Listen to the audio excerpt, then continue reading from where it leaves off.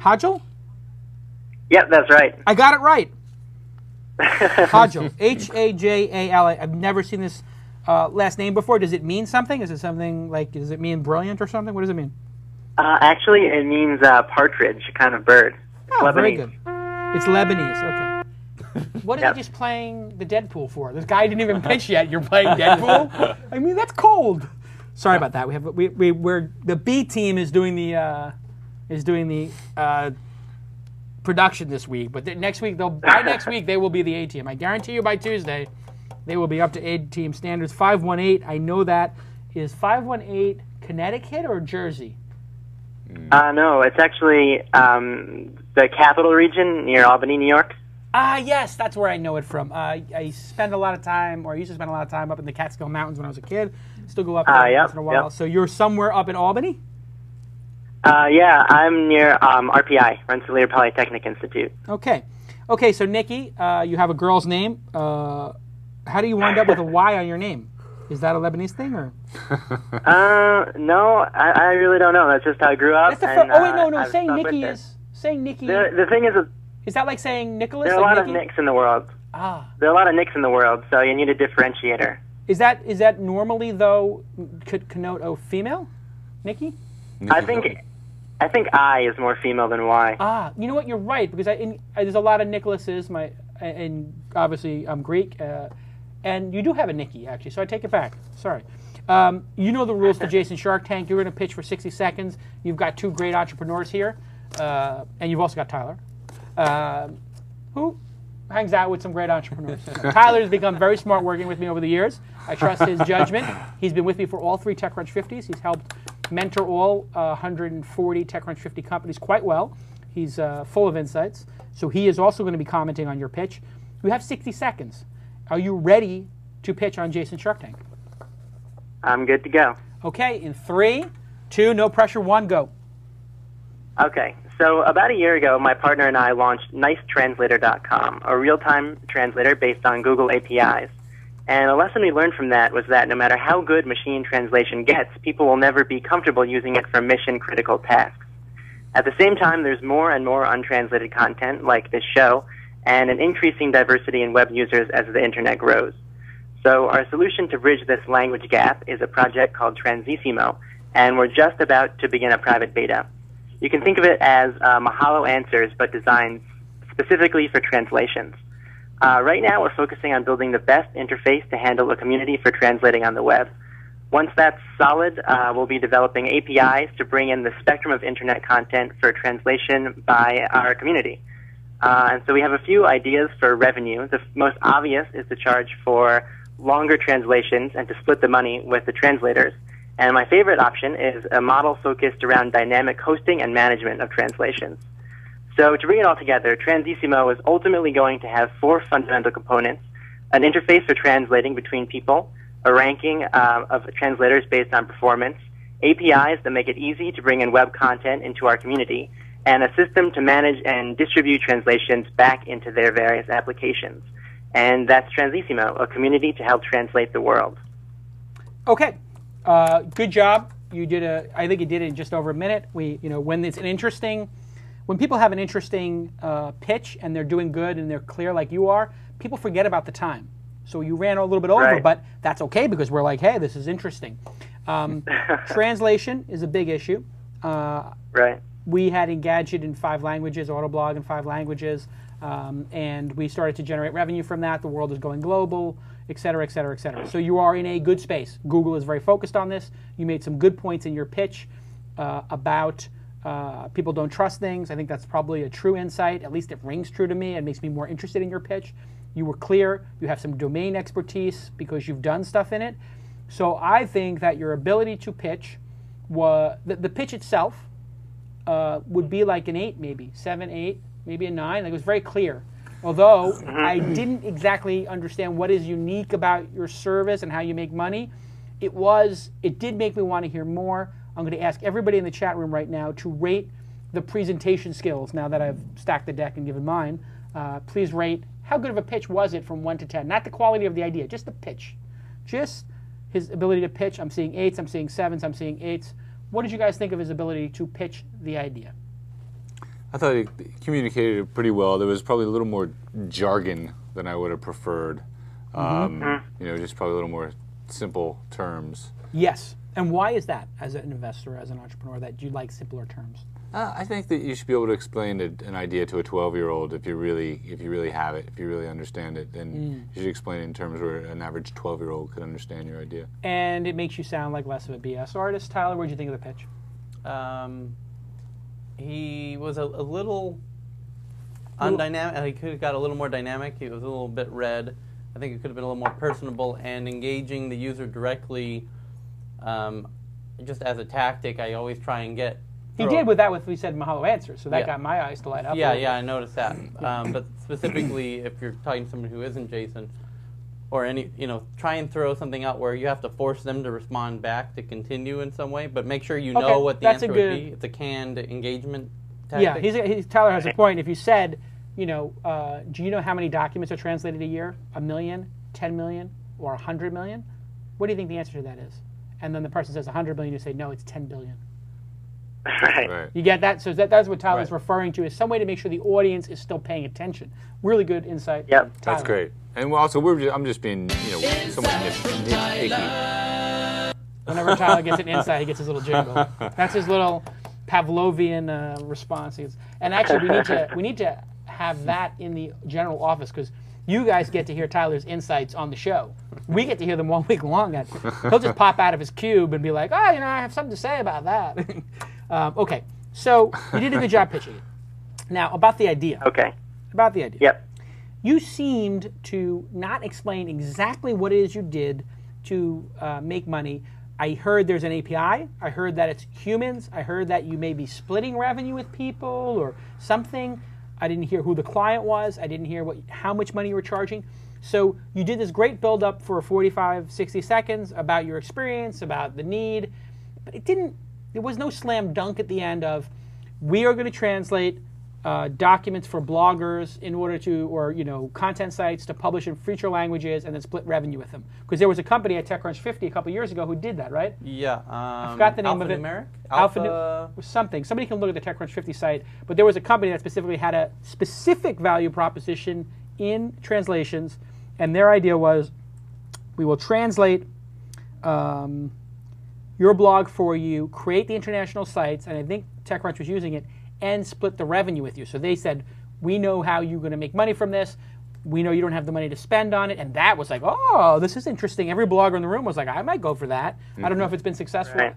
But so I give you maybe on the business of it, like a 3, 4, or 5, because I don't even know what the business is. I know there's an API. So guys, what did you think of the actual business? Does anybody here understand, Tyler or Sean, what his business is, aside from just the general translation services and an API? Is there any specifics you can tell me about this business? No, I got the idea, that it was and it could also be from me just knowing the internet, that it's a crowdsourcing revenue share business. For me, it seemed like you were translating short text for free. There was a freemium aspect of this where you did short text for free, but longer text. I guess the corporate. I mean, it's all going to be corporate or publishing, people who are paying for this, I would imagine. Who else is going to pay to have their stuff translated? Yeah, so who's the client, specifically? Well, yeah, so you guys are starting to hit on it. So the general idea that we're working on right now is to start with just simple phrases. And so that's just getting the very generic interface of translating between humans on the internet.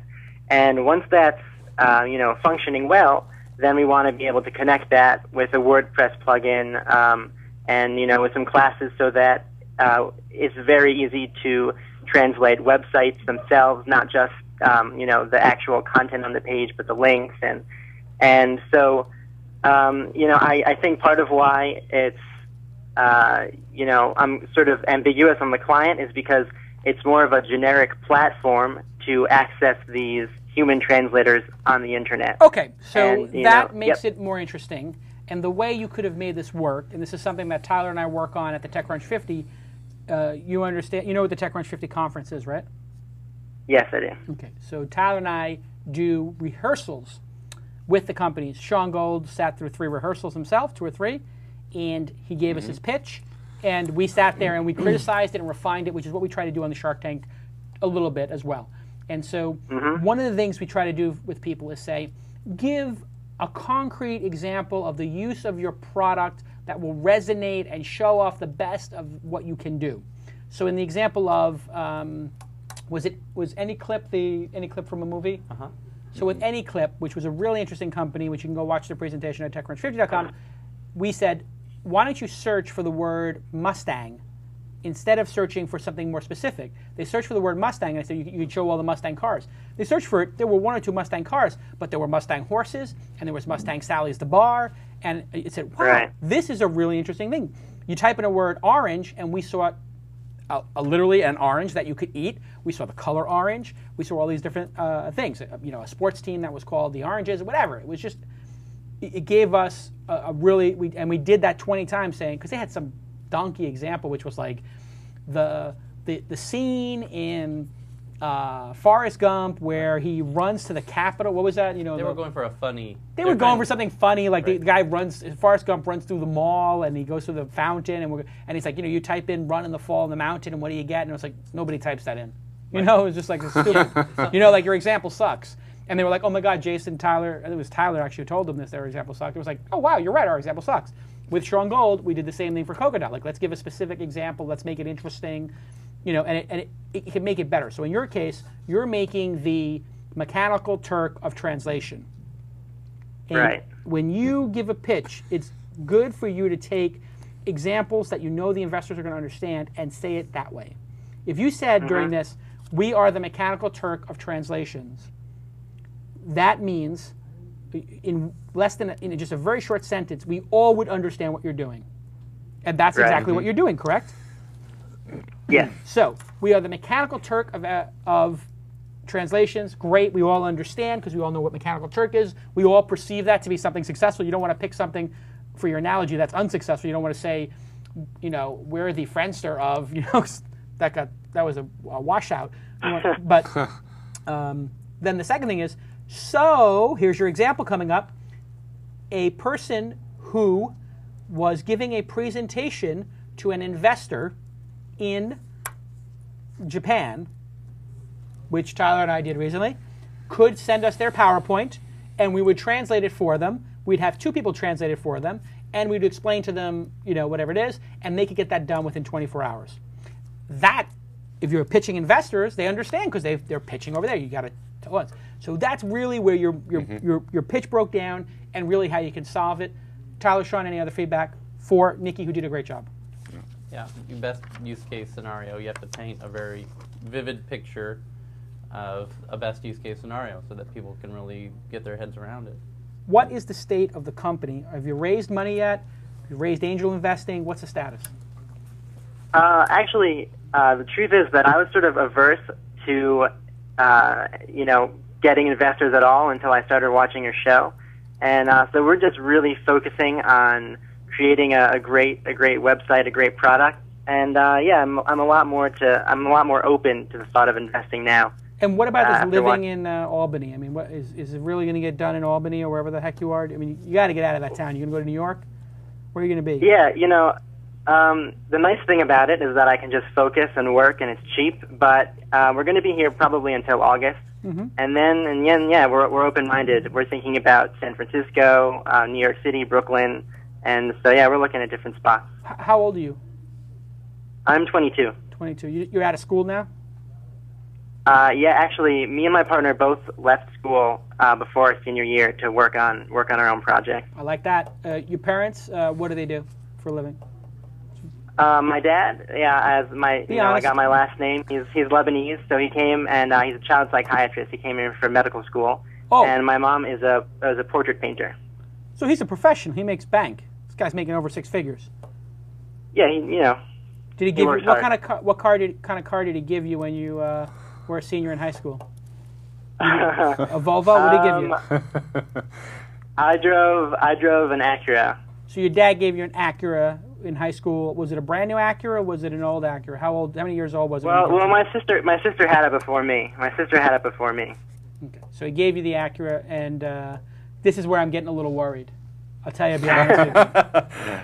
I get very nervous when people are given cars when they're in high school because I don't know if they're going to be hard workers. This is why I always ask this question. So are you a hard worker, or you got a sense of entitlement? You know, because you didn't work for that car, did you? Yeah, well, let me tell you.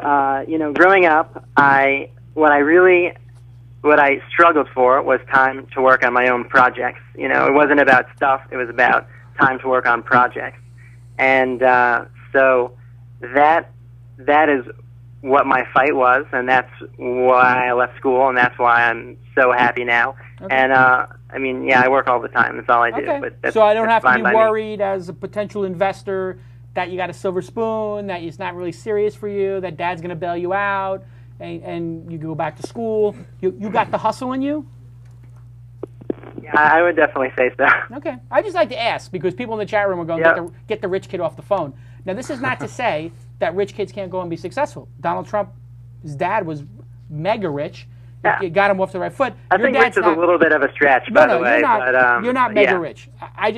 My preference is the kids who are broke because they got a little more hustle. But sometimes when they're that broke, they don't have as much aspiration. They don't know how big it could get. So you might be actually in the sweet spot since your dad is an immigrant. Immigrant parents or immigrant grandparents means the kids have a better work ethic. I got the sense your dad's a very hard worker. True or not true? Very true, and he loves his job.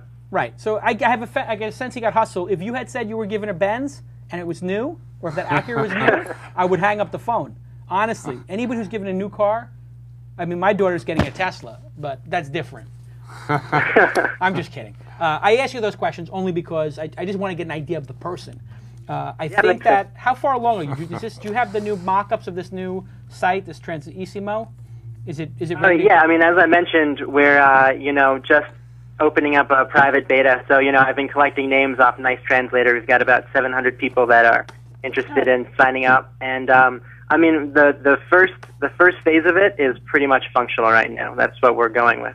Hey, Tyler, you think this guy should come to Open Angel Forum? With this one? Sorry, I had to with this idea. What do you think?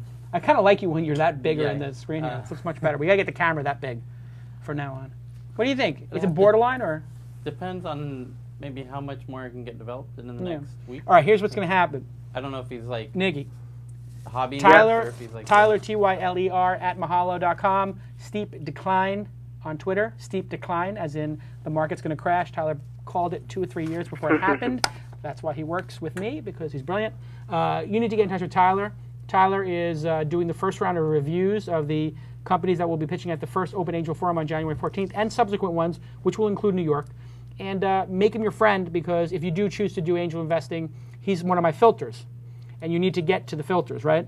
I think that you're onto something good, and I would like, normally my prescription would be for a little bit of Gladiator, but I think you got enough Gladiator in you. My prescription for you is I want to see some screenshots of this, and I'd like you to share some screenshots of these with some of the sites and some of the Twist audience. So let's see some screenshots. Put them on a Flickr account and let's share them. Hey, actually, I sent some. I sent some to Tyler when I emailed him about coming on, so he could send you those. Yeah, if, I think you want. Here's my prescription: screenshots on Flickr. Right. That's number one.